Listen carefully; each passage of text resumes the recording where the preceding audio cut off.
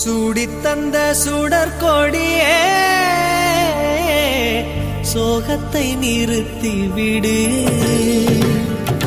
நாளை வரும் மாலை என்று நம்பிக்கை வளர்த்து விடு. நம்பிக்கை வளர்த்து விடு. நம் காதல் ஜோதி கலையும் ஜோதி கலைமகள் மகளே வாவா. காதல் ஜோதி கலையும் ஜோதி